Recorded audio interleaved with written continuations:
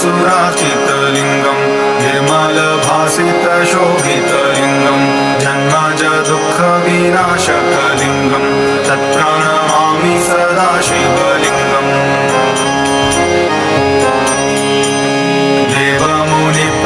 देवमुनिप्रवराजितलिङ्गं कामदहं करुणाकरलिङ्गं रावणदर्पविनाशनलिङ्गं तत्प्रणमामि सदा शिवलिङ्गम्